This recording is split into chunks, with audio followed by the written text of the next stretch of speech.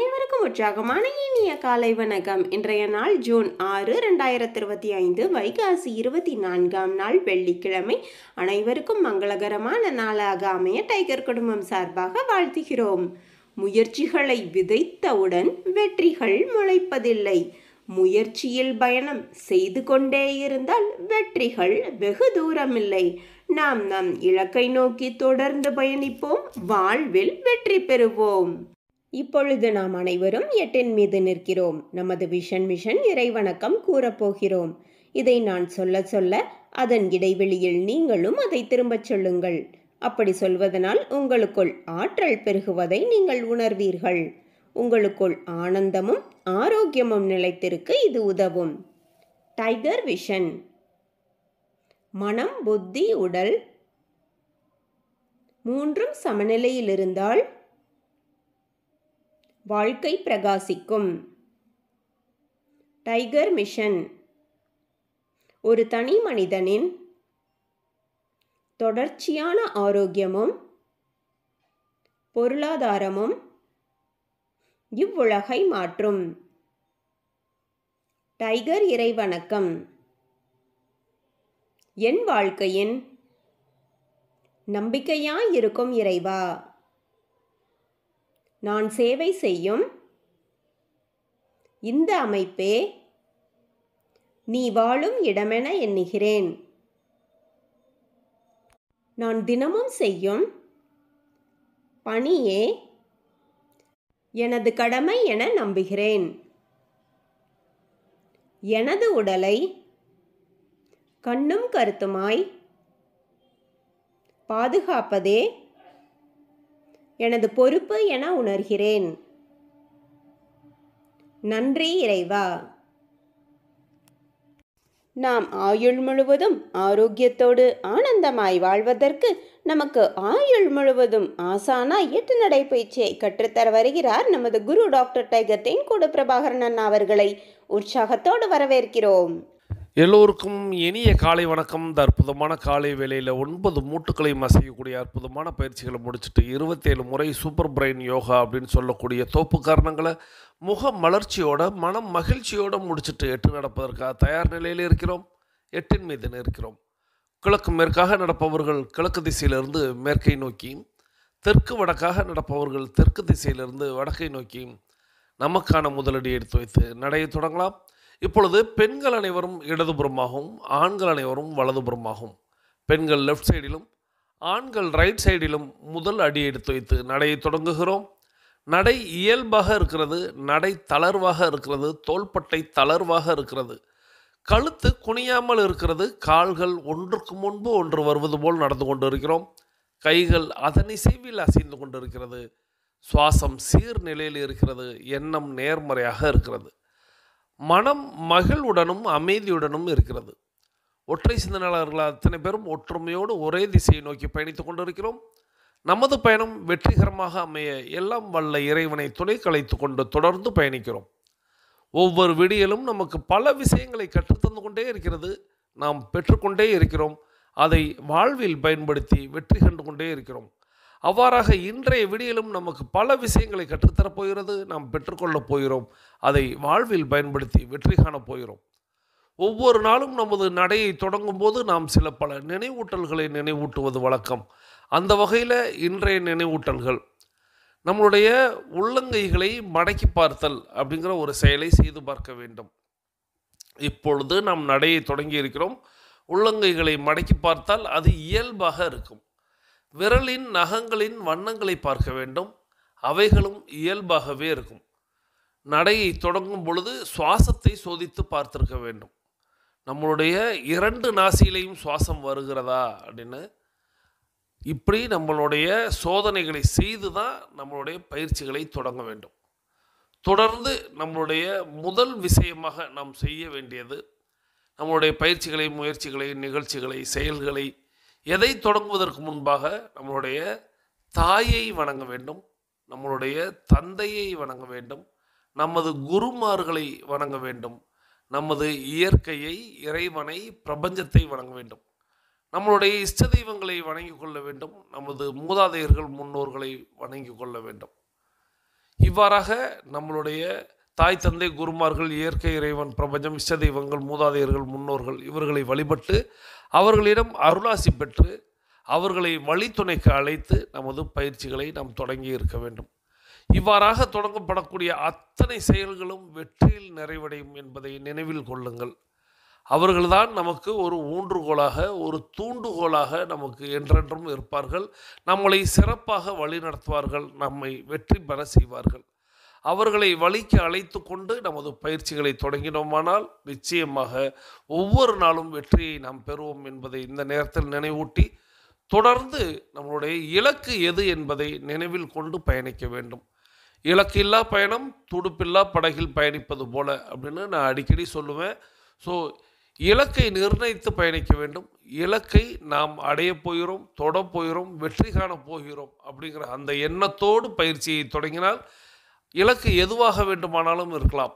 நம்மளுடைய இலக்கு அப்படிங்கிறது எது சம்பந்தப்பட்டதாக இருக்கலாம். ஆனால் இலக்கின் முடிவை மட்டும் மனதில் கொண்டு அதை நோக்கி நாம் பயணிக்கிறோம் என்பதை நினைவில் கொண்டு நமது பயணத்தை தொடங்க வேண்டும். நமக்கு அருகில் குடிநீர் இருக்கும்படியாக பார்த்து கொள்ள வேண்டும். நாம் நடக்கும் இடத்தில் காற்றோட்டம் இருக்கும்படியாக பார்த்து கொள்ள வேண்டும். போதிய வெளிச்சம் இருக்கிறதா என்பதை நினைவில் கொண்டு நமது பயிற்சிகளை நாம் தொடங்க வேண்டும். நமது எண்ணத்தை சுத்தமாகவும் நமது உள்ளத்தை மகிழ்ச்சியாகவும் உற்சாகமாகவும் வைத்து நமது பயிற்சிகளை தொடங்க வேண்டும். புதியவர்கள், பேசிக் கோர்ஸில் பயணிக்கக்கூடியவர்கள் 10:30 நிமிடத்தில் மணியோசை கேட்டதுக்கப்புறம் நடையை மாற்றி நடக்கணும். பழையவர்கள், அதாவது அட்வான்ஸ் கோர்ஸில் பயணிக்கக்கூடியவர்கள், புதியவர்கள்ங்கிறது டைகர் குழுமத்தை பொறுத்தவரை 21 நாட்கள் தான். ஸோ அதன் பிறகு எல்லாருமே அட்வான்ஸ் கோர்ஸ் அப்படிங்கிற ஒரு பகுதிக்கு வர முயற்சிக்கணும். ஸோ அவர்களுக்கு 42 நிமிட நடை, 21 நிமிடங்களில் இடைவெளி சொல்லும் பொழுது அதன் பிறகு மாற்றி நடக்கணும். இதையும் ஒவ்வொரு நாளும் நினைவில் வையுங்கள். புதியவர்களுக்கு ஒரு மணியோசை 10:30 நிமிடத்தில் கேட்கும். அப்பொழுது அவர்கள் நடையை மாற்றி நடக்கணும். அனைவரும் அனைவரது இலக்குகளையும் அடைவதற்கு எல்லாம் வல்ல இயற்கை இறைவன் பிரபஞ்சம் துணை நிற்க வேண்டும் என்று வேண்டி வணங்கி வாழ்த்தி தொடர்ந்து பயணிக்கிறோம். தொடர்ந்து நம்ம ஒரு அற்புதமான ஒரு வாழ்க்கைக்கு தேவையான ஒரு குறிப்பை பார்க்க போயிடும். இதுக்குள்ளே ஒரு சின்ன கதையும் இருக்குது. ஆனால் வாழ்க்கையை மாற்றக்கூடிய ஒரு அற்புதமான ஒரு விஷயந்தான் இந்த ஆடியோ. இந்த அற்புதமான ஆடியோவை நமக்கு தேர்வு செய்து அனுப்பி வைத்திருப்பவர் சகோதரர் டைகர் கணேசன் ஃப்ரம் திண்டுக்கல். இவங்க சவுத் சோன் டைகர் கிளப்புடைய கேப்டனாக இருக்கிறாங்க. சகோதரர் tiger Ganesan from Dindigul, south zone tiger club captain. அவர்களது குடும்பம் மகிழ்ச்சியோடும் ஆரோக்கியத்தோடும் செல்வ வளங்களோடும் இருப்பதற்கு எல்லாம் வல்ல இயற்கை இறைவன் பிரபஞ்சம் துணை நிற்க வேண்டும். அவர்கள் எண்ணியதெல்லாம் நடக்க வேண்டும், கேட்டதெல்லாம் கிடைக்க வேண்டும். அவர்களது குடும்பத்தில் ஆரோக்கியம் நிலைத்திருக்க வேண்டும், ஆனந்தம் நிலைத்திருக்க வேண்டும். அவர்களுடைய பொருளாதாரம் உயர்ந்து கொண்டே இருக்க வேண்டும். அவர்களது பணி சிறந்து விளங்க வேண்டும். அவர்களது பணி பிறர் பாராட்டும்படியாக அமைய வேண்டும். அதை எல்லாம் வல்ல இயற்கை இறைவன் பிரபஞ்சம் அவர்களுக்கு வழங்க வேண்டும் என்று என்னுடைய வேண்டுதல்களையும் வாழ்த்துக்களையும் தெரிவித்து, நீங்களும் உங்களுடைய வாழ்த்து மாலைகளை சகோதரர் tiger Ganesan from Dindigul, north zone tiger club captain அவர்களுக்கு வழங்குமாறு அன்போடு கேட்டு, இப்பொழுது அவர்கள் அனுப்பி வைத்த அந்த அற்புதமான வாழ்க்கைக்கு தேவையான அற்புத குறிப்பை கேட்டுக்கொண்டே பயணிக்கலாம். வாருங்கள். நீ சரித்திரம் படைக்க வேண்டிய நபரா படிக்க வேண்டிய நபரான்னு முடிவு பண்ணேன்னா, சோஷியல் மீடியாவில் any kind of disturbance can be overcome only with the courage inside you. உன்னுடைய பிரச்சனைக்கு எங்கிட்ட விடை இருக்குன்னு சொல்லலை. எனக்கு சோஷியல் மீடியா மேலே தவிர்க்க முடியாத பலவீனமும் போதையும் வந்தது அப்படின்னு சொன்னால், மேடை ஏறி இத்தனை குழந்தைங்களை பார்த்து பேசக்கூடிய அடிப்படை தகுதியை நான் இழந்துருவேன். என்னால் நான் கூடாதுன்னு ஒதுக்குற சக்தி எனக்கு வேணும். மனிதனால் கண்டுபிடிக்கப்பட்ட ஒன்றுக்கு நான் அடிமையாவேன் அப்படின்னா நான் எவ்வளோ பலவீனமான நபர்னா. இங்கே தான் இருக்குது. எங்கே தொலைச்சியோ அங்கே தேடு தங்கமே. தொலைச்சது மனதுக்குள்ளே தானே, உள்ளுக்குள்ளே தொலைச்சிட்டு வெளியில் எப்படி தேடுறது? சோஷியல் மீடியாங்கிறது கவனச்சிதறல் தான். என் கையில் ஒரு கிளட்ச் வச்சுருக்கேன், அதில் என்னுடைய மொபைல் ஃபோன் கிடையாது. சரியா? இந்த ஒரு 1.5 மணி நேரம் 2 மணி நேரம் இந்த குழந்தைகளோட நான் பேச போகிறேன் அப்படிங்கிறதுக்கு முன்னாலேயே என் கையில் இருக்க மொபைலை நான் கொடுத்துருவேன். கற்பு அப்படின்னு நம்ம சொல்லக்கூடியதுக்கு ஒரே ஒரு பொருள் தான் இருக்குது, நேர்மை அப்படிங்கிற ஒரு பொருள். இந்த குழந்தைங்களோட நான் பேசும்போது ஆண்டவனே ஃபோனில் கூப்பிட்டாலும் ஒரு 5 நிமிஷம் கழிச்சு வாங்க, குழந்தைங்கிட்ட பேசிகிட்டு இருக்கேன் அப்படின்னு சொல்லக்கூடிய மன உறுதி வெளியிலேருந்து யாரும் கொடுக்க மாட்டாங்க. இங்கே தான் இருக்குது. எங்கே தொலைச்சியோ அங்கே தேடு தங்கமே. தொலைச்சது மனதுக்குள்ளே தானே, உள்ளுக்குள்ளே தொலைச்சிட்டு வெளியில் எப்படி தேடுறது? சோஷியல் மீடியா வெளியில் தான் இருக்குது, இல்லைன்னு சொல்லவே இல்லையே. ஆனால் இதே வகுப்பில் சோஷியல் மீடியா பக்கம் போகாத குழந்தைங்களும் கண்டிப்பாக இருப்பாங்க. எது முக்கியம் நம்ம முடிவு பண்ணிடலாம். ஒரு ராஜா தன்னுடைய பையனை 3 வயதா இருக்கும் போதே ஊருக்கு வெளியில இருக்கக்கூடிய ஆசிரமத்துல கொண்டு வந்து விட்டுட்டாரு. அங்க யாரெல்லாமோ படிச்சுட்டு இருக்காங்க. இந்த குழந்தைக்கு தான் ராஜாவுடைய குழந்தைன்னு கூட தெரியாத அளவுக்கு அந்த குழந்தை படிச்சுட்டு இருக்கான். ஒரு 16 வயசு ஆகும்போது ஒரு நாள் மதியம் அங்க எல்லா வயது குழந்தைங்களும் இருக்கு. இந்த பையன் மட்டும் எழுந்திருச்சு அவர்கிட்ட ஆசிரியர்கிட்ட கேட்கறான். ஆசிரியருடைய மனைவி தான் அங்க சமைக்கக்கூடிய பெண்மணி. இன்னைக்கு மத்தியானம் சாப்பாடு ரொம்ப கசப்பா இருந்தது, மதிய உணவு. அப்படியா, உன் படிப்பு முடிஞ்சது, நீ கிளம்பலாம் அப்படின்னு சொல்றாரு. முகம் இவ்வளோண்டாயிடுது. சாப்பாடு கசப்பா இருந்ததுன்னு சொல்றதுக்கும் என்னுடைய படிப்பு முடிஞ்சதுன்னு சொல்றதுக்கும் என்ன சம்பந்தம் அப்படின்னு கேட்கும்போது அவர் சொன்னார், இல்லை, நீ 3 வயசுல உங்க அப்பா இந்த நாட்டினுடைய மன்னர் கொண்டு வந்து உன்னை இங்க வாழ்க்கையினுடைய எல்லாம் தெரியணும்னு விட்டுட்டு போன அன்னிலிருந்து இன்று வரை இந்த சாப்பாடு இந்த ஆசிரமத்துல சமைக்கக்கூடியதற்காக பயன்படுத்துற எண்ணெய் விளக்கெண்ணெய் தான். விளக்கெண்ணெயில சமைச்சா கண்டிப்பா கசப்பா தான் இருக்கும். ஆனா இத்தனை நாள் வரைக்கும் கல்வியில உன் கவனம் இருந்ததுனால உன் நாக்கு இது வரைக்கும் எதையுமே சொன்னது கிடையாது. எப்போ உன் நாக்குல உன்னுடைய கவனம் போயிடுச்சோ இனி கல்வி வர்றது கஷ்டம்தான் அப்படின்னு சொன்னாராம். அதுக்காக இங்க ஹாஸ்டல்ல விளக்கெண்ணெயில சமைக்கணும்னு நான் சொல்ல வரல. ரைட், என்ன சொல்ல வரேன் அப்படின்னு சொன்னா, உன்னுடைய கவனம் எதில் இருக்கிறதோ அது உன்னை காப்பாற்றும். சோஷியல் மீடியாங்கிறது கவனச்சிதறல் தான். உன்னுடைய மூத்த தலைமுறை செய்திருக்கக்கூடிய விஷயம் அதுதான். வீடியோ கேம்ஸ் தயாரித்த நபர்கள் வீடியோ கேம்ஸ் விளையாடிட்டு இருந்தா வீடியோ கேம்ஸ் தயாரிக்க முடியாது. சோஷியல் மீடியால கன்ஸ்ட்ரக்டிவா ப்ரோக்ராம்ஸ் கொடுக்கக்கூடிய நபர்கள் மற்றவங்க போடுறதை பார்த்துட்டு இருந்தா கண்டிப்பா முடியாது. வம்புலையும் வதந்தியிலையும் சுவாரஸ்யம் காணக்கூடிய மனது கண்டிப்பாக வளரக்கூடிய வாய்ப்பே கிடையாது. அப்போ நீ முடிவு பண்ண. அதை தான் முதல்ல இருந்து மறுபடியும் சொல்றேன். நான் முடிவு பண்றேன்னு சொல்லவே இல்லை. உன்னுடைய பிரச்சனைக்கு எங்கிட்ட விடை இருக்குன்னு சொல்லலை. எனக்கு சோஷியல் மீடியா மேல தவிர்க்க முடியாத பலவீனமும் போதையும் வந்தது அப்படின்னு சொன்னா, மேடை ஏறி இத்தனை குழந்தைங்களை பார்த்து பேசக்கூடிய அடிப்படை தகுதியை நான் இழந்துருவேன். என்னால நான் கூடாதுன்னு ஒதுக்குற சக்தி எனக்கு வேணும். மனிதனால் கண்டுபிடிக்கப்பட்ட ஒன்றுக்கு நான் அடிமையாவேன் அப்படின்னா நான் எவ்வளவு பலவீனமான நபர்னா. அப்போ அதை நகர்த்தக்கூடிய தைரியம் உடல் உன்னுடைய உறுதி உனக்கு தான் வரும். முதல் நாள் அந்த டெம்டேஷன் இருக்கும், மாட்டேன் அப்படின்னு நகர்த்து. நீ சொல்றது நீ கேட்கணுமா, இல்ல உன் மனசு சொல்றது என்னன்னு புரியாதபடி நீ வாழணுமா? யோசிச்சு பார்க்கணா. You should be under your control. இல்லைன்னா வள்ளுவன் சொல்வானா, ஒருமையுள் ஆமை போல் 5 அடக்கலாற்றின். எல்லார் முன்னாலையும் வச்சு பாரு மொபைல எத்தனை பேர் எடுக்கிறாங்க அப்படின்னு.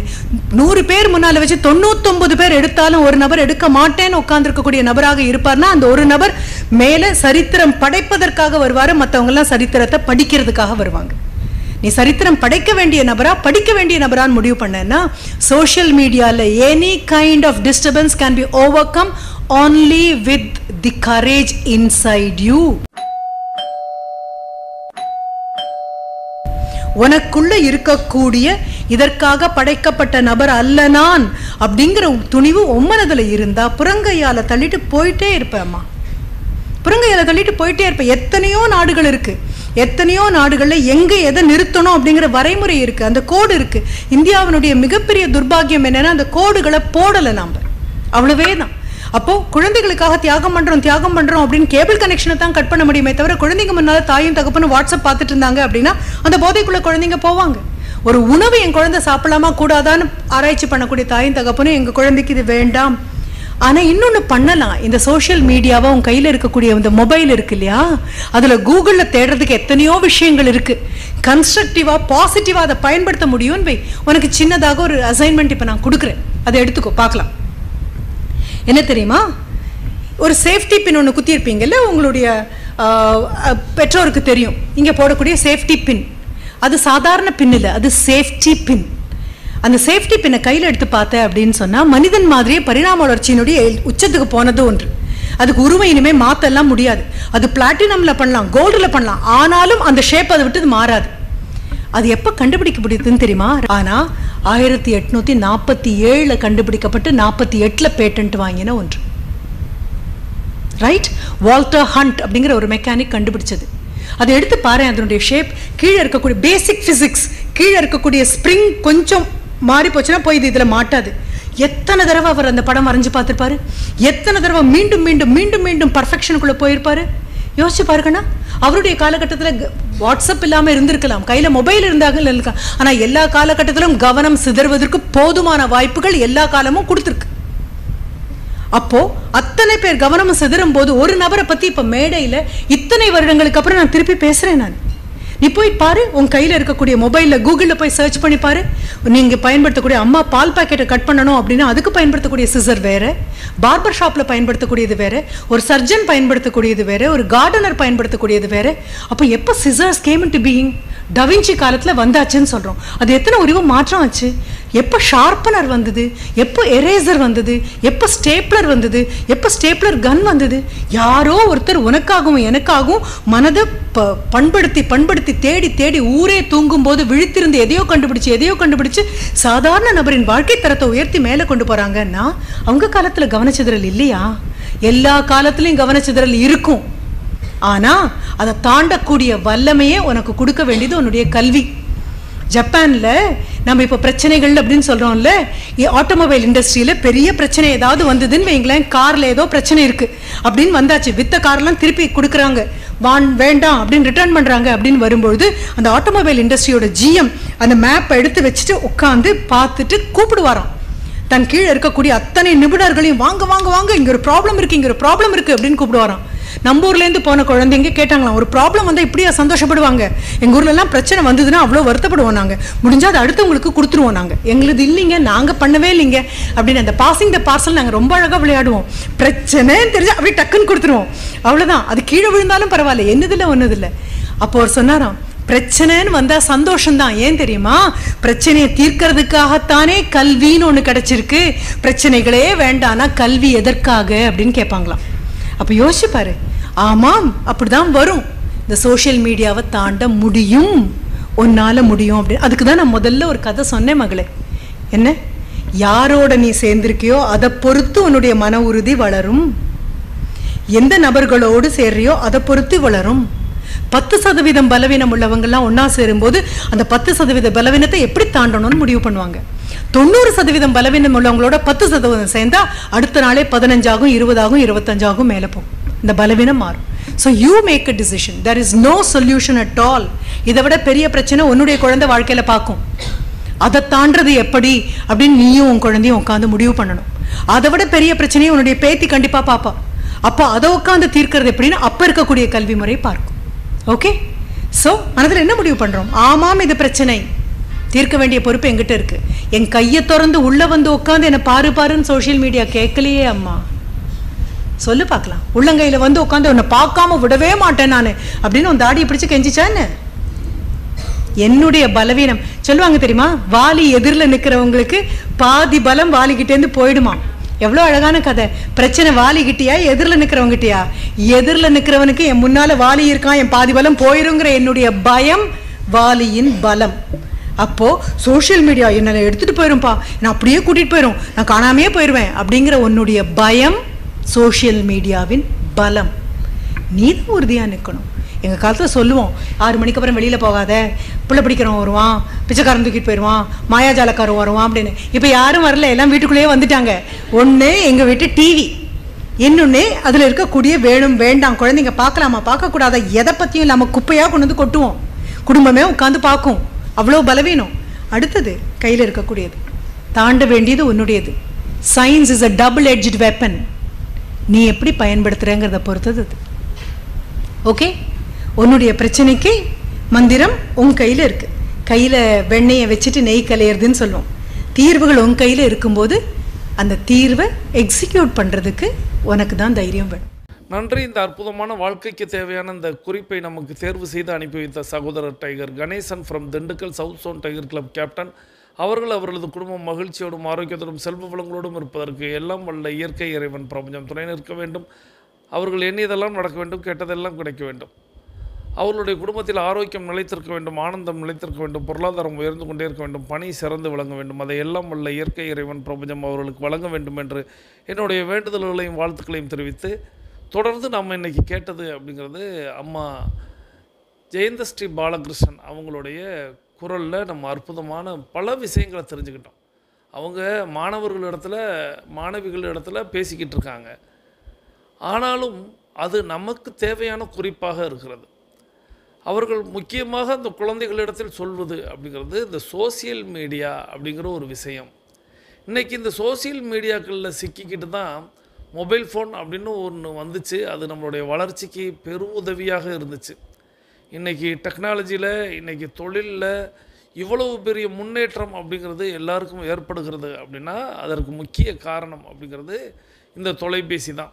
இன்றைக்கி ஒரு ஊரில் விற்ற பொருட்கள் அப்படிங்கிறது இன்றைக்கி உலகம் முழுவதும் விற்க முடியும் அப்படின்னு அதுக்கு மாறுச்சு அப்படின்னா இந்த டெக்னாலஜி தான். ஆனால் இந்த டெக்னாலஜி இன்றைக்கி மக்களுடைய கவனச்சிதறலை அதிகம் உண்டு பண்ணுகிறது அப்படிங்கிறத அம்மா சொல்கிறாங்க.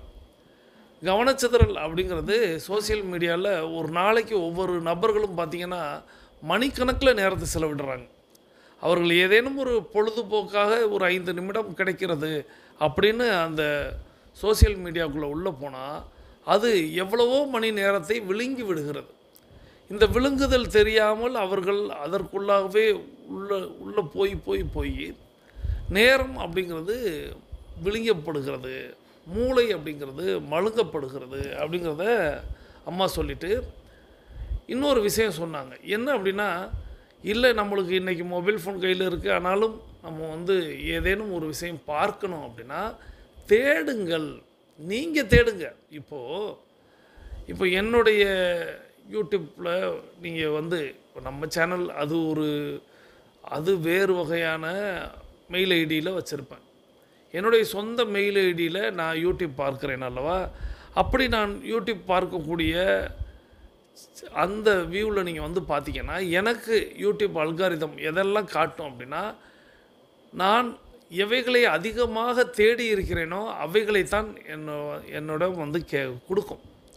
இப்போ நான் நிறைய புத்தகங்கள் பற்றின ரிவ்யூ பார்ப்பேன், நிறைய தன்னம்பிக்கை ஊட்டக்கூடிய பல விஷயங்களை தெரிந்து கொள்வேன், உடல்நல ஆரோக்கியத்தை பற்றின பல்வேறு குறிப்புகளை நான் பார்ப்பேன். இப்படி பல்வேறு விஷயங்களை நான் தேடுறேன் அல்லவா. நித்தம் நான் எனக்கு நேரம் கிடைக்கும் பொழுது அப்படின்னு நான் தேடுகிறேன். அப்போது அது சம்பந்தமாகப்பட்ட வீடியோக்கள் அப்படிங்கிறது அள்ளி தெளிக்கும். நீங்களே அப்படி தான். நீங்கள் இன்றைக்கி ஒரு சமையல் குறிப்பு பார்க்குறீங்க அப்படின்னா உங்களுக்கு நாளையிலிருந்து பார்த்திங்கன்னா வேண்டும் என்கிற சமையல் குறிப்புகள் சேரும்.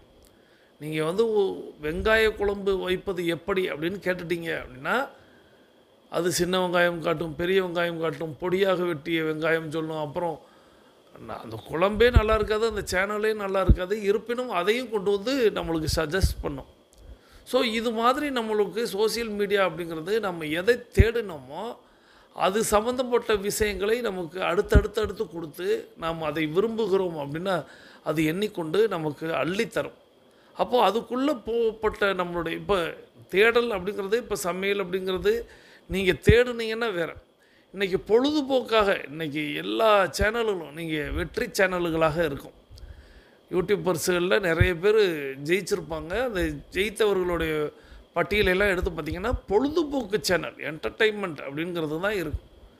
அப்போது பொழுதை நாம் எப்படி கழிக்க வேண்டும் அப்படிங்கிறத நம்ம நேரம் நல்ல நேரம் அப்படிங்கிற அந்த புத்தகத்தில் கடந்த வாரம் வரையும் பார்த்து முடிச்சிருக்கோம் அல்லவா. அப்போ பொழுதை நம் வீணாக்கக்கூடிய ஒரு விஷயந்தான் இந்த சோசியல் மீடியாவில் ஏற்படுகிறது அப்படிங்கிறத அம்மா ஆணித்தரமாக சொன்னாங்க. அதை பற்றி நாம் இடைவேளைக்கு பிறகு பார்க்கலாம். காரணம், நம்மளுடைய 8 நடையின் முதல் பகுதி நிறைவுக்கு வருகிறது. வாருங்கள் அனைவரும் தொடங்கிய திசைக்கு வந்து விடுகிறோம். கிழக்கு மேற்காக தொடங்கியவர்கள் கிழக்கு திசையிலும், தெற்கு வடக்காக தொடங்கியவர்கள் தெற்கு திசைக்கு வந்து விடுகிறோம். நமது உள்ளங்கைகளை மடக்கி பறிக்கிறோம், இறுக்கமாக இருக்கிறது. விரலின் நகங்களின் வண்ணங்களை பார்க்கிறோம், சிவப்பு வண்ணத்தில் மாறி இருக்கிறது. சுவாசத்தை சோதித்து பார்க்கிறோம். 2வது நாசிலும் சுவாசம் வரக்கூடிய இந்த வேளையில் நாம் எல்லாரும் நமக்கு அருகில் இருக்கக்கூடிய குடிநீரை எடுத்து நிறுத்தி நிதானித்து ருசித்து பருகிக் கொள்கிறோம். தண்ணீர் பருகுதல் என்பது ஒரு கலை என்பதை நாம் அறிவோம். தண்ணீர் பருகும்போது நமது கவனத்தை நீரில் வைப்போம், நீரின் தன்மையில் வைப்போம், நீரின் சுவையில் வைப்போம். நீரை நிதானமாக பருகும். நீர் பறியும் முடிச்சுட்டு இப்போ நம்மளுடைய மொபைல் ஃபோனை கையில் எடுத்துகிட்டு கருத்து பதிவிட போயிடும். இன்றைக்கி நம்ம என்ன கருத்து பதிவிட போயிடும் அப்படின்னா, முதலாவது கேள்வி தினசரி நடவடிக்கை அறிக்கை அப்படின்னு சொல்லக்கூடிய டெய்லி ஆக்டிவிட்டி ரிப்போர்ட். இதை நீங்கள் பூர்த்தி செய்து அனுப்பி வைத்து விட்டீர்களா?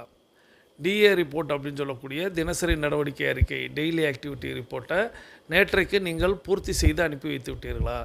அதை நீங்கள் பூர்த்தி செய்து அனுப்பும் பொழுது உங்களுடைய மனநிலை எவ்வாறாக இருந்தது?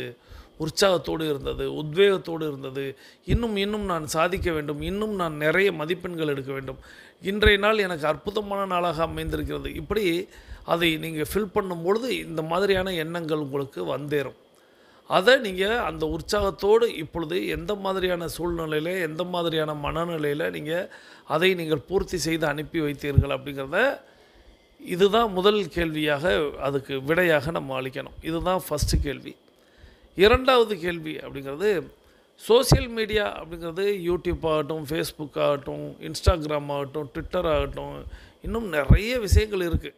லிங்க்டின் நிறைய சொல்லலாம்.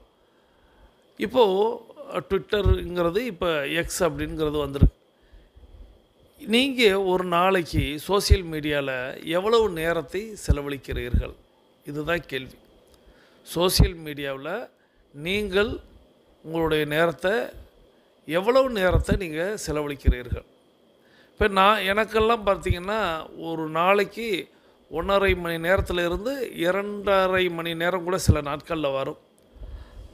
நான் இதை பற்றி இடைவெளிக்கு அப்புறம் சொல்கிறேன். நான் என்னுடைய பதிலை சொல்கிறேன்.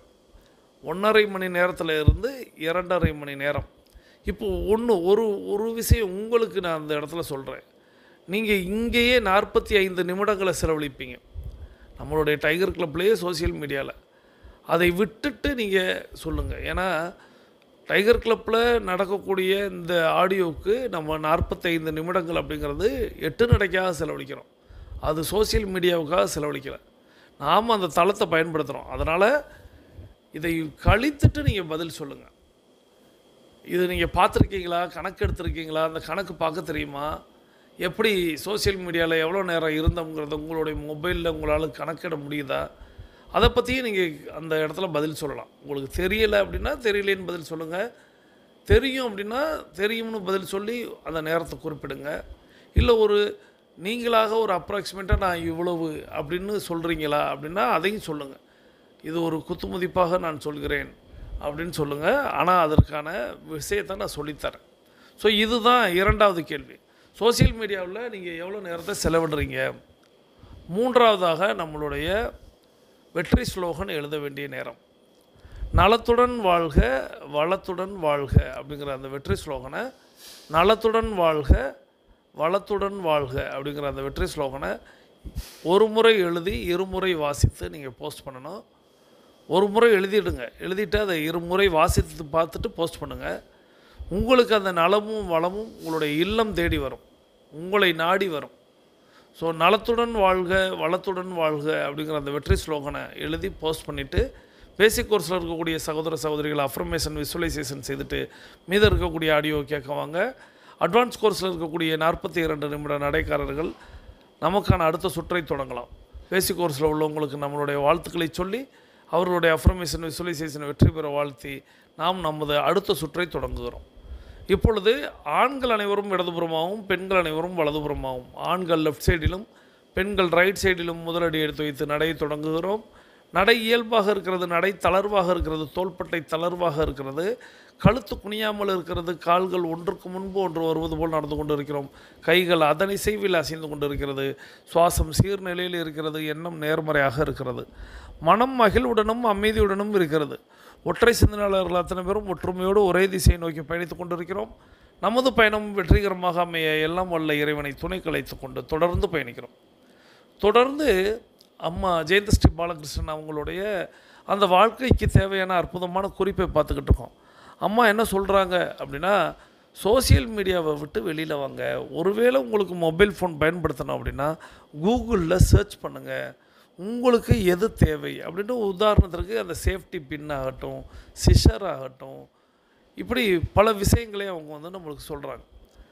இதுபோல் நிறைய விஷயங்கள் இருக்குது. உங்களுக்கு என்ன சந்தேகம் வந்தாலும், என்ன கேள்விகள் இருந்தாலும் அதை நீங்கள் சோசியல் மீடியாவில் கேட்டீங்கன்னா உங்களுக்கு பதில் கிடைக்கும். சோசியல் மீடியானா யூடியூப்லேயோ பதில் கிடைக்கிறதுக்கு வாய்ப்பு இருக்குது. மற்றபடி ஃபேஸ்புக்கில் இன்ஸ்டாகிராம்லாம் கிடைக்குமான்னு எனக்கு தெரியல. ஆனால் நீங்கள் கூகுளில் சர்ச் பண்ணிங்கன்னா நிறைய கிடைக்கும். படிக்கிறதுக்கு நம்ம செலவிடலாம். நிறைய இன்றைக்கி நம்ம யூடியூப்பில் ஆடியோ கேட்குறோம், அது நம்ம படித்துக்கொள்வதற்கு கேட்குறோம். அப்போ அதற்கு செலவிடலாம். நூலகங்களில் போய் புத்தகங்கள் படித்து நம்ம நேரத்தை செலவிடலாம். ஆனால் நம்ம பொழுதை போக்குகிறோம் அப்படின்னு சொல்லிட்டு உட்காந்து அரை மணி நேரம், 1 மணி நேரம், 2 மணி நேரம் கழிந்தது கூட தெரியாமல் நாம் அதுக்குள்ளேயே ஐக்கியமாகி விடுகிறோம்.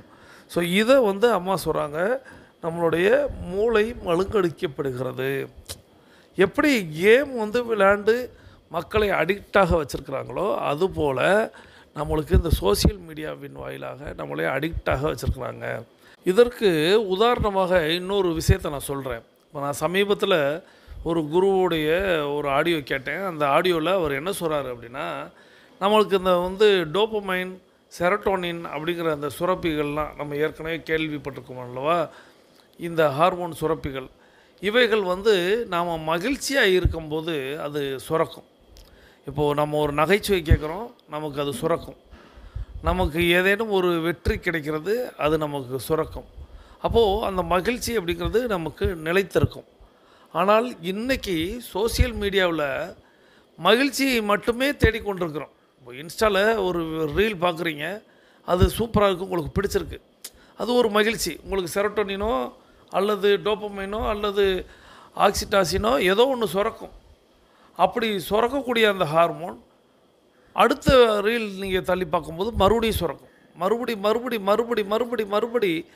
1 மணி நேரம் அந்த ஹார்மோன் சுரக்க 2 மணி நேரங்கள் நீங்கள் வீடியோக்குள்ளே இருந்தீங்க, 3 மணி நேரங்கள் நீங்கள் வீடியோக்குள்ளே இருந்தீங்க அப்படின்னா அது அப்படியே ட்ரை ஆகிருமா. அது சுரக்காதான், அல்ல குறைந்துடுமா அல்லவா? அதுபோல் இந்த ஹார்மோன்களிலிருந்து சுரக்கக்கூடிய அந்த சுரப்பிகள், ஹார்மோன்கள் அப்படியே நீர்த்து போயிடுமா. அந்த ட்ரையான டயத்தில் தான் நெட்டு விட்டு வெளியில் வரும்போது தலைவலிக்கிறது, உடல்நிலையே கொஞ்சம் சரியில்லாத போல் இருப்பது, வெறுமையாக இருப்பது, கட்டுப்படிப்பது. இன்றைக்கி குழந்தைகளெல்லாம் இருக்காங்கல்ல, அந்த சுரப்பிகள் சுரந்துக்கிட்டே இருக்கிறத சட்டுன்னு நிறுத்தினாலும் கோபம் வருது. அதே நேரத்தில் ட்ரையானதுக்கு அப்புறமும் அவர்களுக்கு அந்த வருத்தங்கள், கோபங்கள் வருகிறது அப்படிங்கிறத சொன்னார். இருக்கும் தானே, உண்மை தானே. இன்றைக்கி ஒரு நபர் ஒரு புகைக்கோ ஒரு மதுக்கோ அவர் அடிமையாகிறாருன்னா இந்த சுரப்பிகளை சுரக்க வைக்கணும், அவ்வளோதான். நம்ம மகிழ்ச்சியாக இருக்கிறது அப்படிங்கிறது, ஆனந்தமாக இருக்கிறது. நான் அதான் சொல்லுவேன், நீங்கள் 8 நடையில் 42 நிமிடங்கள் நடந்துட்டால் சாதனை, வெற்றி அப்படின்னு உங்களுடைய முதுகை நீங்கள் தட்டிக்கிட்டிங்கனாலே உங்களுடைய ஹார்மோன்கள் எல்லாம் சிறப்பான, அதாவது உங்களுக்கு மகிழ்ச்சியை தரக்கூடிய ஹார்மோன்கள், டோபமைன், செரோட்டோனின் இவைகள்லாம் சுரக்க ஆரம்பிச்சிடும். அப்போ அதுவே மகிழ்வாக இருக்கும். ஆனால் இங்கே சோசியல் மீடியாவுக்குள்ளே சிக்கினவங்களுக்கு ட்ரை ஆகிடுது அப்படிங்கிறத கூடுதல் தகவலாக சொல்லி அம்மா சொல்கிறாங்க. அறிவியல் அப்படிங்கிறது இருபக்கம் கூர்மையான ஆயுதம், நம்ம எப்படி பயன்படுத்துகிறோம் அப்படிங்கிறதுல தான் இருக்குது அப்படின்னு.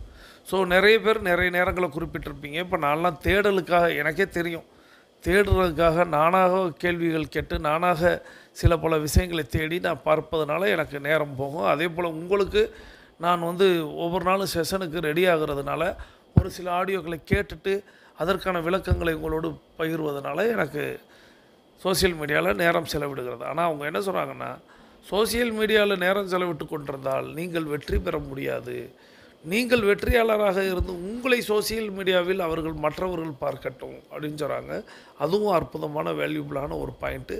ஸோ இனிமேல் நிறைய பேர் உங்களுடைய மொபைல் ஃபோன்களில் தான் பொழுதை கழிப்பீங்க, ஏதோ ஒன்று பார்த்துக்கிட்டு தான் இருப்பீங்க, அதில் நேரம் போகிறதே உங்களுக்கு தெரியாமல் இருக்கும். அவங்க டிவி, சினிமா, அதன் பிறகு சோசியல் மீடியா அப்படிங்கிறத, மொபைல் ஃபோன் அப்படிங்கிறத குறிப்பிட்டிருந்தாங்க. ஸோ எல்லாவற்றிலும் நீங்கள் முடிந்தால் பாடம் கற்றுக்கொள்ள முடியுமா அப்படின்னு பாருங்கள். நேரத்தை எப்படி எழுதி வைத்து வெளியேறுவது அப்படிங்கிறத புரிந்து கொள்ளுங்கள். குறிப்பிட்ட இடைவேளை அப்படிங்கிறத மட்டும் வைத்துக் கொள்ளுங்கள். குழந்தைகளுக்கு கேபிள் டிவியை மட்டும் கட் பண்ணால் போதாது. தாய் தந்தையர்கள் உட்காந்து வாட்ஸ்அப்பில் ஸ்டேட்டஸ் பார்த்துக்கிட்டு இருந்தாலும் அது ஆபத்து தான் அப்படிங்கிறத அம்மா குறிப்பிட்டாங்க. ஸோ இந்த விஷயத்தை நம்ம எல்லாருமே மனதில் எடுத்துக்கிட்டு இன்றையிலிருந்து இப்பொழுதிலிருந்து நம்ம கூடுமான வரை சோசியல் மீடியாவில் நேரத்தை செலவழிக்காமல் நமக்கு ஆக்கப்பூர்வமான பல விஷயங்களை நம்ம கற்று வைத்திருக்கிறோம், அதைகளை கடைபிடிப்போம் அப்படிங்கிறத அந்த நேரத்தில் சொல்லி இந்த அற்புதமான ஆடியோவை நமக்கு தேர்வு செய்து அனுப்பி வைத்த சகோதரர் டைகர் கணேசன் ஃப்ரம் திண்டுக்கல், இவங்க சவுத் சோன் டைகர் கிளப்போடைய கேப்டன், அவர்களது குடும்பம் மகிழ்ச்சியோடும் ஆரோக்கியத்தோடும் செல்வ வளங்களோடும் இருப்பதற்கு எல்லாம் வல்ல இயற்கை இறைவன் பிரபஞ்சத்தை வேண்டி தொடர்ந்து நாம் இப்போ ஒரு அற்புதமான கதை கேட்க போயிடும். இந்த அற்புதமான கதையை நமக்கு தேர்வு செய்து அனுப்பி வைத்திருப்பவர் சகோதரி டைகர் ரேவதி ஃப்ரம் தூத்துக்குடி. இவங்க தூத்துக்குடி டைகர் கிளப்போடைய வைஸ் கேப்டனாக இருக்கிறாங்க. சகோதரி tiger Revathi from Thoothukudi tiger club vice captain. அவர்களது குடும்பம் மகிழ்ச்சியோடும் ஆரோக்கியத்தோடும் செல்வ வளங்களோடும் இருப்பதற்கு எல்லாம் வல்ல இயற்கை இறைவன் பிரபஞ்சம் துணை நிற்க வேண்டும். அவர்கள் எண்ணியதெல்லாம் நடக்க வேண்டும், கேட்டதெல்லாம் கிடைக்க வேண்டும். அவர்களது குடும்பத்தில் ஆரோக்கியம் நிலைத்திருக்க வேண்டும், ஆனந்தம் நிலைத்திருக்க வேண்டும். அவர்களுடைய பொருளாதாரம் உயர்ந்து கொண்டே இருக்க வேண்டும். அவர்களது பணி சிறந்து விளங்க வேண்டும். அவர்களது பணி பிறர் பாராட்டும்படியாக அமைய வேண்டும். அதை எல்லாம் வல்ல இயற்கை இறைவன் பிரபஞ்சம் அவர்களுக்கு வழங்க வேண்டும் என்று என்னுடைய வேண்டுதல்களையும் வாழ்த்துக்களையும் தெரிவித்து, வாருங்கள் இப்பொழுது சகோதரி டைகர் ரேவதி அவர்கள் அனுப்பி வைத்த அந்த அற்புதமான கதையை கேட்டுக்கொண்டே பயணிக்கலாம். உங்ககிட்ட இந்த ஒரு விஷயம் இருந்தா, மாங்கன்னு சாமி கும்பிடாம கும்பிடுறவங்களுக்கு என்னெல்லாம் நல்லது நடக்குமோ, பிரபஞ்சத்தை நினைச்சு தியானம் பண்ணாம தியானம் பண்றவங்களுக்கு என்னெல்லாம் நடக்குமோ அது எல்லாமே உங்களுக்கு ஈஸியா நடந்துடும். ஒரு சின்ன கதை. ஒரு ஊர்ல ஒரு மிகப்பெரிய பணக்கார ஒருத்தன் இருந்தான். அவனுக்கு கிட்டத்தட்ட 30-35 வயசு. சின்ன வயசுலயே அவன் செய்யாத வியாபாரம் கிடையாது, அவன் பார்க்காத பணம் கிடையாது, அவன் அணியாத ஆடை கிடையாது, வாங்காத தங்கம் வைரம் வைடூரியம் கிடையவே கிடையாது. அவனுக்கு சின்ன வயசுலயே மது, பெண்கள், காசு இது எல்லாத்தையுமே அதிகமாக அனுபவிச்சதுனால இந்த உலகத்துல இருக்கக்கூடிய எல்லா சுகமும் அப்படியே திகட்டி போயிடுச்சு. இதுக்கப்புறம் வாழ்க்கை என்ன இருக்கு? வாழ்க்கைனா இவ்வளவுதானா? ஒரு வெறுமை இருக்கே, ஏதாவது வாழ்றதுக்கு ஒரு பிடிப்பு வேணுமே, அது என்ன அப்படின்னு யோசிச்சு அந்த ஊர்ல இருக்கக்கூடிய ஞானிகள் எல்லாரையும் சந்திச்சாரு. கடைசியா இந்த ஊருடைய எல்லையில ஒரு புத்த துறவி இருக்கிறாரு. அவர் இதுக்கான விளக்கத்தை கொடுப்பாருன்னு தெரிஞ்சு அவரை போய் மீட் பண்றாரு. புத்த துறவி இவர் வந்ததை கேட்டதும், அவரை பத்தி அவரே எல்லாத்தையும் சொன்னதும், புத்த துறவி எல்லாத்தையும் பொறுமையா கேட்டுட்டு ஒரே ஒரு விஷயம் மட்டும் சொல்றாரு. சரி, நான் உனக்கு வாழ்க்கைனா என்ன, அதை எப்படி வாழணும், உனக்கு கடவுளுடைய அனுகிரகமும் பிரபஞ்சத்துடைய ஆற்றலும் அதிகமாக கிடைக்கிறதுக்கு என்ன பண்ணணும்னு நான் சொல்றேன், நீ ரெடியா இருக்கியா அப்படின்னு கேக்குறாரு. அதுக்கு அந்த பணக்காரன் சொல்றான், ரெடியா தான் இருக்கேன், ஆனா ஒரே ஒரு விஷயம், எனக்கு சின்ன வயசுலயே எல்லாமே கிடைச்சதுனால சுவாரஸ்யம் அப்படின்றது கொஞ்ச நாள் மட்டும்தான் இருக்கும். என்னால எந்த ஒரு விஷயத்தையும் ஒரு கண்டினியூஸா கன்சிஸ்டன்சியோட பண்ண முடியாது, அதாவது தொடர்ந்து பண்ண முடியாது. பாதியிலேயே நான் விட்டுடுவேன். நான் பிசினஸ் ஆரம்பிப்பேன், நல்லா வளர்ந்ததும் அதை அடுத்தவங்க கிட்ட கொடுத்துட்டு ஹாயா இருப்பேன். அதே மாதிரிதான் எல்லா விஷயங்கள்லயும். நீங்க எனக்கு ஏதாவது ஒரு கலை சொல்லி கொடுக்க போறீங்க அப்படின்னாலும் ஒரு குறுகிய காலத்துக்கு மட்டும் அது பயன்படுற மாதிரி அதை நான் பிராக்டிஸ் பண்றதுனால எனக்கு வாழ்நாள் முழுக்க ஒரு நல்ல ஒரு ஆற்றல் கிடைக்கிற மாதிரி நீங்க எங்களுக்கு சொல்லி தரணும், வாழ்க்கைனா என்னன்னு எனக்கு புரிய வைக்கணும் அப்படின்னு முன்னாடி ஒரு கண்டிஷனை போட்டுடுறாரு. புத்த துறவி யோசிக்கிறாரு. கொஞ்ச நேரத்திலேயே எல்லா விஷயத்தையும் புரிய வைக்கணுமா? சரி, உனக்கு லைஃப்ல எது ரொம்ப சுவாரஸ்யம், உனக்கு எல்லாத்துலயுமே சுவாரஸ்யம் கம்மின்ற, இருந்தாலும் இதுல ரொம்ப சுவாரஸ்யமா இருப்பேன் அப்படின்னா என்ன அப்படின்னு கேக்குறாரு புத்த துறவி.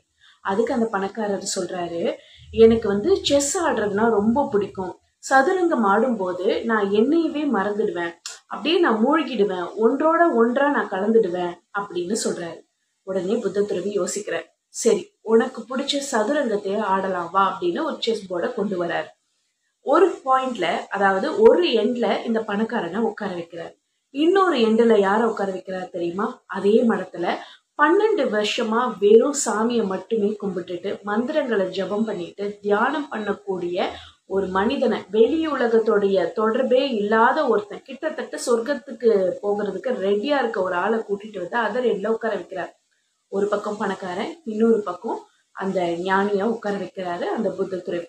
அவர் சொல்றாரு, அந்த 12 வருஷம் தவம் பண்ணவர்கிட்ட, நீ மட்டும் இந்த சதுரங்கத்துல தோத்துட்டேன்னு வச்சுக்கோவேன், என் கையில இருக்க கத்தி எடுத்து உன் தலைய வெட்டிடுவேன், நீ நேரா சொர்க்கத்துக்கு போயிடுவ. ஆனா நீ அதை பத்தி கவலைப்பட மாட்டேன், ஏன்னா உன்னுடைய மார்க்கமே எப்படியாவது முக்தி அடையணும் அப்படின்னு தான் நீ நினைக்கிற. ஆனாலும் உன்னுடைய ஆற்றல்ல உன்னுடைய கவனம் சிதறாம உன்னால முழுமையா இந்த ஆட்டத்தை ஆட முடியும், அதனால ஜெயிக்கிறதுக்கு பாரு அப்படின்னு சொல்றாரு. இந்த பக்கம் அந்த பணக்காரன் கிட்ட சொல்றாரு, நீயும் இந்த ஆட்டத்தை ஆடு, நீதான் பயங்கரமா ஆடுவேன்னு சொல்றியே, இந்த ஜில்லாலேயே உன்னை அடிச்சுக்கிறதுக்கு ஆள் இல்லைன்னு சொல்ற, ஆடு, தோத்துட்ட இந்த கத்தி எடுத்து உன் தலையை வெட்டிடுவேன் அப்படின்னு சொல்றாரு. அந்த பணக்காரனுக்கு வேர்த்து கொட்டுது. ஐயோ, இவர் வாழ்றதுக்கு வழியை கேட்டா சாவறதுக்கு வழியை சொல்றாரு அப்படின்னு கையெல்லாம் நடுங்குது, வேர்த்து கொட்டுது. அவரால் எண்ணத்தை ஒரு இடத்துக்கு கொண்டு வர முடியல, சிதறுது. ஆனா இந்த பக்கம் இருக்கிறவரு, அதை பத்தி நமக்கு என்ன, நம்ம விளையாடுவோம் அப்படின்றதுல மட்டும் தெளிவா இருக்கிறாரு. ஒரு பாயிண்ட்டுக்கு மேல அந்த பணக்காரனுக்கு புரிஞ்சு போச்சு, நம்ம எப்படியாவது விளையாடிதான் ஆகணும் அப்படின்றது புரிஞ்சு போயிடுச்சு. இந்த பக்கம் அந்த 12 வருஷம் தவம் பண்ணாருன்னு சொன்ன பாருங்க, ஆடிக்கிட்டே இருக்கிறாரு, ஒவ்வொரு பாயிண்ட்டும் பக்காவா ஆடிக்கிட்டே இருக்காரு, ஜெயிச்சுக்கிட்டே வர்றாரு.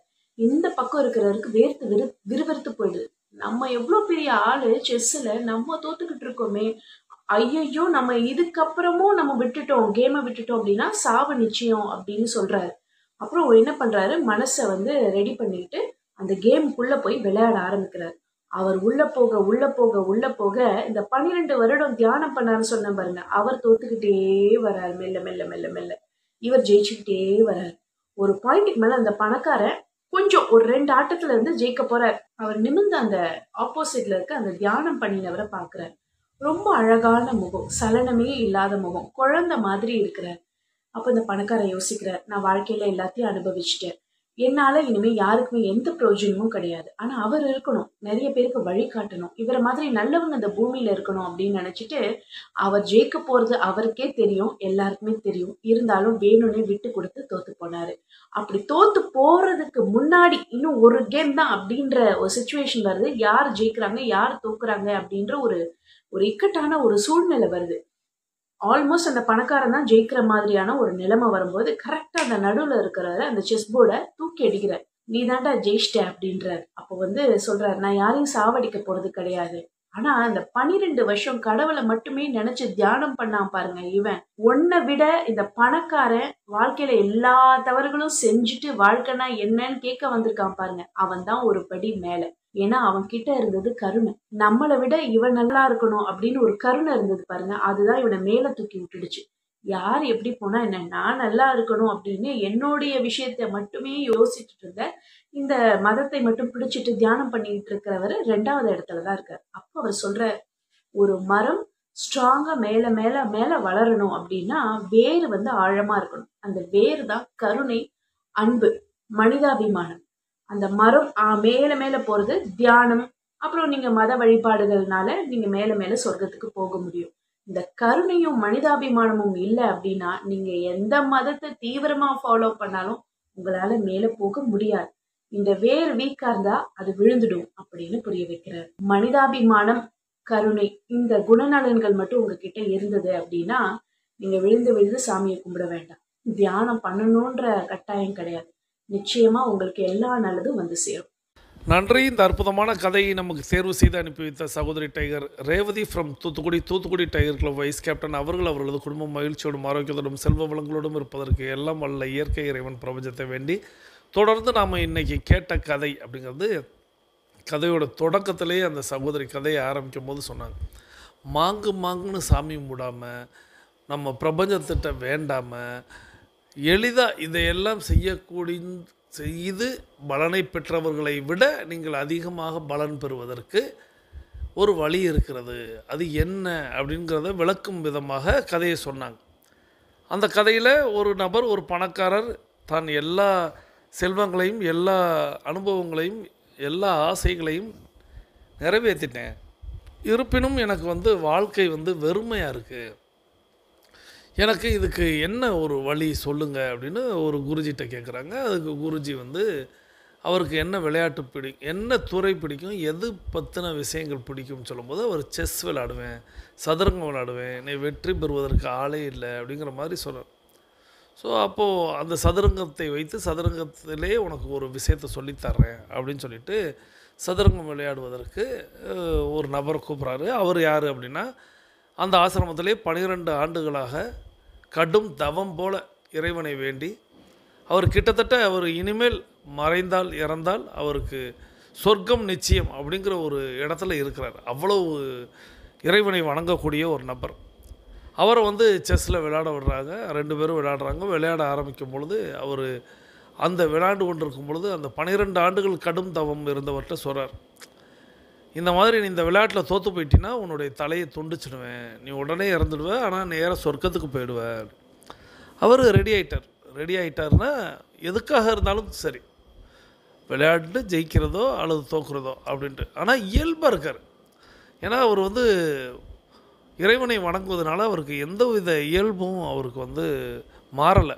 அவர் அழகாக அப்படி ஒரு குழந்தை தன்மையாக அவர் விளையாண்டு கொண்டிருக்கிறார். இப்போது எதிரில் விளையாண்டுக்கிட்டு இருக்கக்கூடிய அந்த பணக்காரர் இடத்தில் மீண்டும் அந்த குரு சொல்கிறாரு, நீ தோற்று போய்விட்டால் உன்னுடைய தலையையும் துண்டித்து விடுவேன். இப்போ இவருக்கு ஷாக்காயிடுச்சு, வாழ்கிறதுக்கு வழி கேட்டால் நீ இதுக்கு வழி சொல்கிற அப்படிங்கிற மாதிரி படபடப்பாகுது, அதுவாகுது இதுவாகுது, எப்படியாவது இதிலிருந்து வெல்லணும் அப்படின்னு சொல்லிட்டு ஒவ்வொரு சுற்று முடிவுலையும் அவர் வெற்றியை நோக்கி பயணிக்க முயற்சி செய்கிறார்.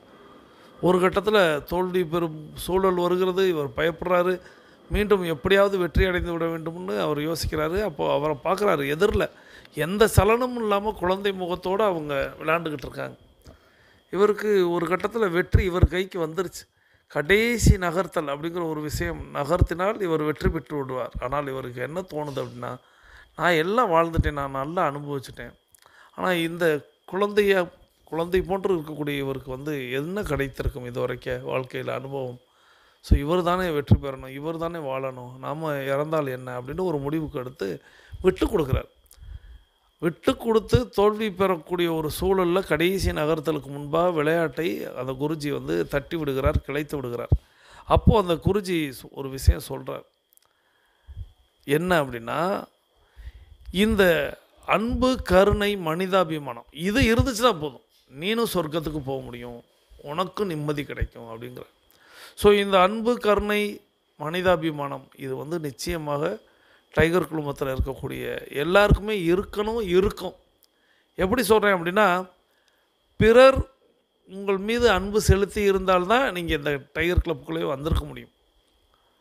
பிறர் உங்கள் மீது கருணை காட்டியிருந்தால் மட்டும்தான் நீங்கள் டைகர் கிளப்புக்குள்ளே வந்திருக்க முடியும். பிறர் உங்களை மனிதாபிமானத்தோடு உங்களை அணுகியிருந்தால் மட்டும்தான் நீங்கள் டைகர் கிளப்பில் வந்திருக்க முடியும்.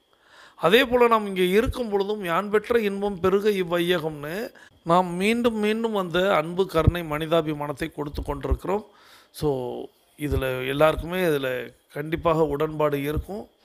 நாமளும் நல்லது செய்கிறோம், பிரபஞ்சத்துக்கிட்ட வேண்டுறோம், எல்லாம் கிட்டும். ஸோ உங்களுக்கும் எல்லாம் கிட்ட, எல்லாம் வல்ல இயற்கை இறைவன் பிரபஞ்சத்தை வேண்டி நம்மளுடைய 42 நிமிட நடையை நிறைவுக்கு கொண்டு நாம் அனைவரும் கிழக்கு திசையை நோக்கி நின்று அஃபர்மேஷன் விசுவலைசேஷன் செய்து இன்றைய நாளை தொடங்கும். இன்றைய நாள் உங்களுக்கு வெற்றி நாளாக அமைய எல்லாம் வல்ல இயற்கை இறைவன் பிரபஞ்சத்தை வேண்டி மீண்டும் சந்திப்போம், கலந்து சிந்திப்போம். நலத்துடன் வாழ்க, வளத்துடன் வாழ்க.